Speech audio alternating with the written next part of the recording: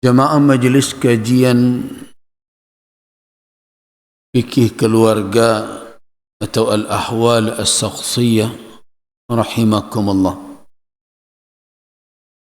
Mengawali kelanjutan pembahasan kita tentang fikih nikah yang merupakan sebagai tiang atau tonggak utama di dalam membangun keluarga. Mari kita renungkan firman Allah Subhanahu wa taala di dalam surah Al-Baqarah ayat yang ke-235. Saya bacakan ayat itu. A'udzu billahi minasyaitonir rajim. Wala junaha 'alaikum fima به من خطبة النساء أو أكننتم في أنفسكم علم الله أنكم ستذكرونهن ولكن لا تواعدوهن سرا إلا أن تقولوا قولا معروفا ولا تعزموا عقدة النكاح حتى يبلغ الكتاب أجله واعلموا أن الله يعلم ما في أنفسكم فاحذروه واعلموا أن الله غفور حليم.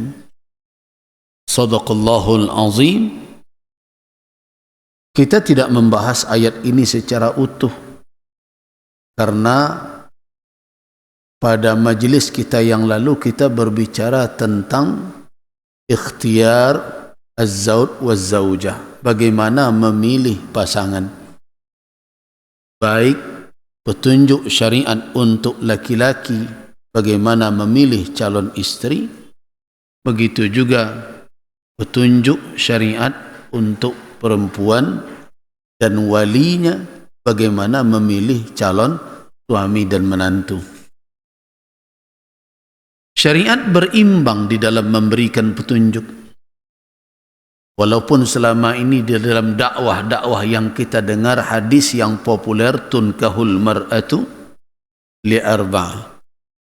Wanita dinikahi karena 4 alasan, yaitu limaliha karena hartanya, walijamaliha karena kecantikannya, walinasabiha karena keturunannya dan nasabnya. Yang keempat adalah lidiniha karena alasan agamanya. Petunjuk Rasul adalah wadhfar bidhatid din taribat yadak. Pilihlah wanita yang memiliki keagamaan, yang salihah, yang mutadayyinah, yang beragama dengan konsisten. Itu akan membuat kamu beruntung dalam pilihanmu, beruntung di dalam menempuh kehidupanmu selanjutnya. Itu memang petunjuk yang tertuju kepada laki-laki. Tetapi ingat, di samping petunjuk itu kita sudah jelaskan juga ada aspek lain, itu aspek lingkungan. Ada peringatan, jangan gegabah di dalam memilih, hati-hati dengan al-mar'atul hasna bil manbatis su. Wanita baik, cantik, tapi tumbuh di lingkungan yang tidak baik. Nabi SAW mengingatkan, iyyakum wa khadra'ad diman. Aku ingatkan kepada kamu sekalian, yaitu sayur mayur yang hijau, menarik selera, segar, tapi tumbuh di pelimbahan, di tempat yang kotor. Nah, ini sebenarnya juga sentilan kepada keluarga agar kita membuat anak-anak kita tumbuh di lingkungan yang sehat lahir dan batin. Nah, sedangkan untuk wanita, tentu syariat tidak mengabaikan aspek ini, karena wanita juga tidak boleh diserahkan kepada laki-laki, siapa yang datang kemudian diterima. Bukankah di dalam petunjuk syariat. In atakum man tardawna dinahu, siapa yang datang, apabila telah datang atau jika datang kepadamu orang yang engkau redai dinnya, wa khuluqah, dan akhlaknya, fazawwijuh, maka nikahkanlah putrimu dengannya.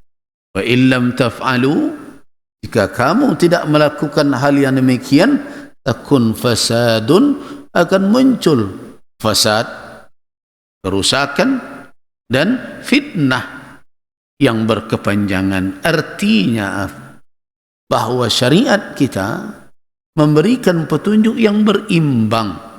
Jadi tidak ada alasan bagi orang yang menuduh syariat ini diskriminatif antara laki-laki dan perempuan. Cuma apa bedanya? Perbedaannya untuk yang perempuan, hak untuk menimbang itu tidak diserahkan kepada anak gadis saja, tetapi berserikat antara anak perempuan dengan wali. Dan alasan yang akan mereka kemukakan, maka qadhilah nanti yang akan memutuskan. Nah, tetapi laki-laki biadihi, di tangannya talak. Karena itu kewaspadaan wanita lebih tinggi semestinya untuk memilih pasangan dibandingkan laki-laki. Bukan berarti laki-laki boleh memilih siapa saja, kalau tak tertuju tinggalkan, bukan begitu prinsipnya. Tetapi dengan karakteristik seperti itu, tuntutan kehidupan, maka yang wanita harus lebih waspada. Nah, karena itulah nanti apa pertimbangan yang paling utama yang hadir di dalam pernikahan di sisi pihak perempuan adalah kufu atau kafa'ah, sekufu. Nah, jadi wali nanti akan melihat kufu dari calon yang datang, laisa kufu, tidak. Nah, tetapi ingat, yang paling penting atau yang paling utama dari kufu tadi tentu bukan ukuran duniawi yang paling atas. Kalau kita lihat hadis Nabi sallallahu alaihi wasallam yang diriwayatkan al-Imam Ibnu Majah dalam masalah kafaah tadi yang saya bacakan, idza atakum, apabila datang kepada kamu sekalian, perhatikan, idza atakum man tardawna khuluquhu wa dinah, apabila datang kepada kamu seseorang yang engkau rida. Engkau rida itu maksudnya keluarga dari pihak perempuan, walinya dan wanita itu juga. Kenapa? Karena wanita tidak boleh dipaksa untuk menikah. Jadi tidak ada pemaksaan nikah di dalam Islam. Apalagi tapaso menikah, itu lain lagi masalahnya itu. Nah, jadi tidak boleh ada nikah yang dipaksa, apalagi yang terpaksa. Apa alasannya? Perhatikan dalil hadis yang diriwayatkan dari Abu Hurairah oleh Al-Imam Al-Bukhari dan Al-Imam Muslim, hadis sahih. Apa bunyinya? Nah, kata Nabi sallallahu alaihi wasallam, la tunkahul ayyimu hatta tusta'mara wa la tunkahul bikru hatta tusta'dhana. Qalu kaifa idnuha? Qala an taskuta. Ini dari Abi Hurairah. Hadis ini juga diriwayatkan dari Ummul Mukminin Aisyah radhiyallahu anha dengan lafaz yang lebih ringkas, al-bikru tusta'zanu. Qultu innal bikra tastahi. Qala iznuha sumatuha, kata Nabi. Hadis Abu Hurairah kita terjemahkan, la tunkahul ayyimu, wanita yang sudah pernah menikah, artinya janda, la tunkahu, tidak dinikahkan hatta tusta'mara, sampai diminta perintahnya. Artinya keputusan dia akan menikah atau tidak menikah ada di tangan wanita itu. Itu kalaulah janda. Jadi banyak anak gadis sekarang ni ingin berstatus janda. Inyo nama dan tuan sadonyo. Padahal yang menentukan ini pilihan dia, dia mau menikah atau tidak mau menikah, amr, perintah ada di tangan dia. Siapa itu? Wanita yang telah pernah menikah. Itu yang telah menjanda. Dia punya hak itu. Amal bikir, adapun wanita yang belum pernah menikah, itu makon kadang-kadang kanak gadi awak gadi.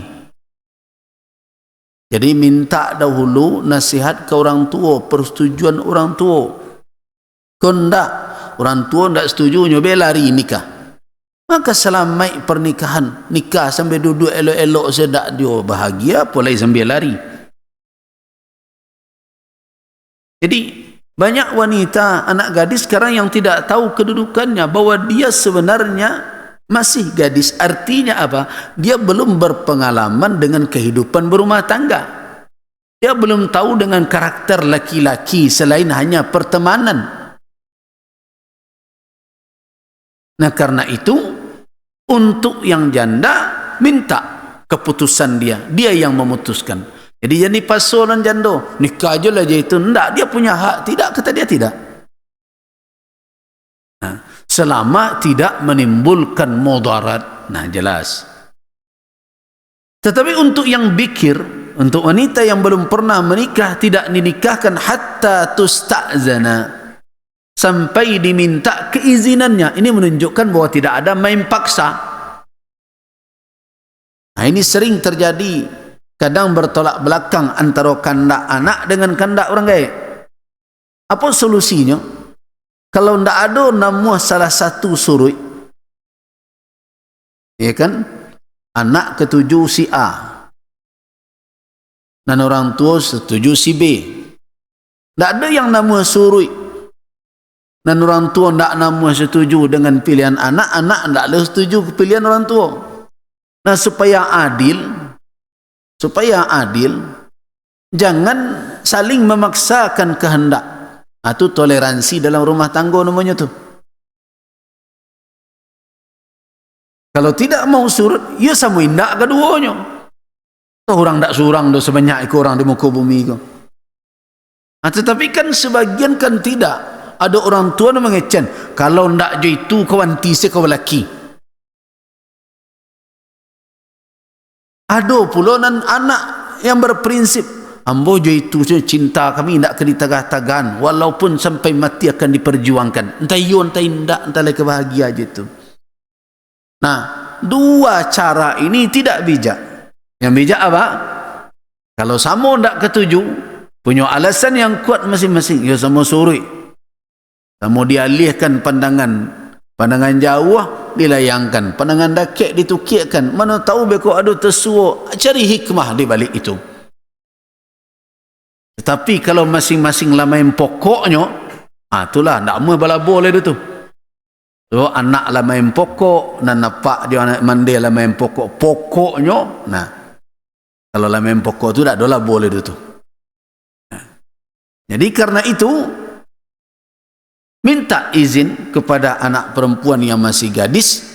Namun kalau di dalam berbagai riwayat kan repot kalau dahulu ni di masa wanita masih menjadikan al-haya, malu, sebagai perhiasan. Kalau kini jarang tersuur. Kata Ummul Mukminin Aisyah ketika Nabi mengatakan al-bikir tusta'zan, anak yang gadis diminta izinnya, qultu, aku berkata kepada Rasulullah, kata Ummul Mukminin, kata istri Rasulullah Aisyah Ummul Mukminin radhiyallahu anha, innal bikra tastahi, anak perawan itu kan pemalu ya Rasulullah. Anak perawan dulu yang kini tidak ditanya, saya ngecek dulu. Kalau dulu mereka pemalu, Nah, kemungkinan mereka berkata setuju, iyo. Nah, itu karakter wanita sahabiyat, wanita dahulu begitu. Nah, dalam riwayat Abu Hurairah bahkan ditanya, ya Rasulullah, kaifa idnuha, bagaimana izinnya? Karena mereka paham tidak mungkin anak gadis akan mengangguk, apalagi berkata iya, atau malah minta nikahkan, tidak ditawarkan orang. Nah, betapa senjangnya ya kalau kita bandingkan karakter dari wanita-wanita dahulu dengan wanita-wanita sekarang. Jadi tidak heran juga kadang-kadang ngaji majelis ta'lim rajin juga, tapi monjak-onjak pagi hari di muka orang banyak rajin pula. Apa yang hilang? Malu. Nah, karena itu saya malu melihat kadang acara bundo kandung joget-joget, kadang ibu-ibu tagak depan kamera tiktok-tiktokan. Kemana malu?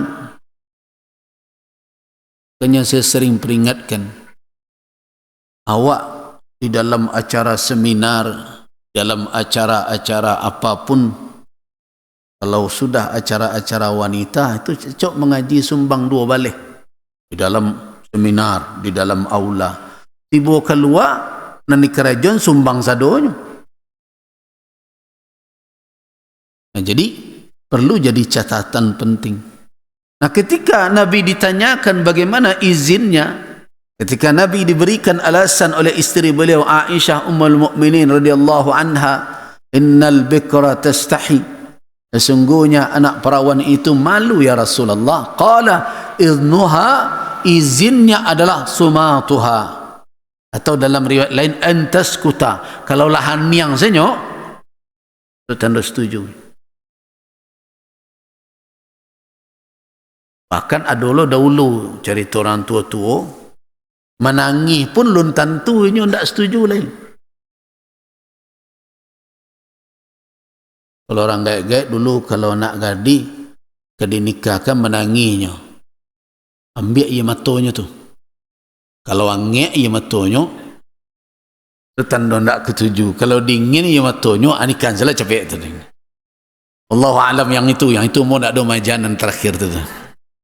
Tapi yang jelas di dalam hadis apa? Sumatuha, diamnya itulah yang menjadi alamat tanda dia setuju dinikahkan.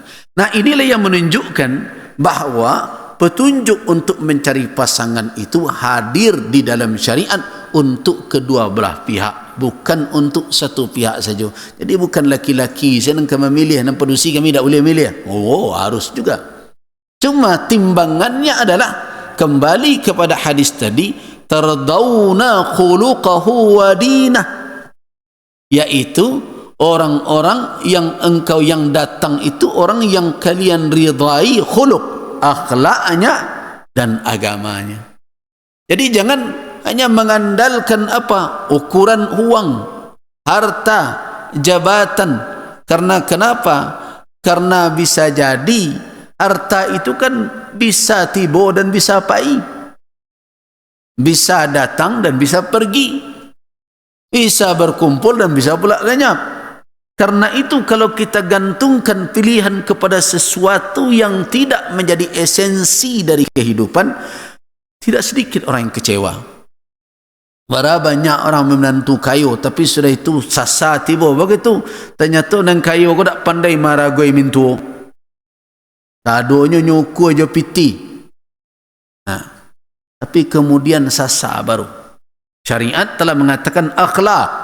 Kalau toh kayonya, dia kaya dalam keadaan berakhlak dan beragama. Kalau toh kemudian diuji dia dengan kemiskinan, dia terjaga dengan akhlak dan agamanya. Nah, karena itu yang esensi di dalam hidup untuk memilih pasangan adalah din, agama.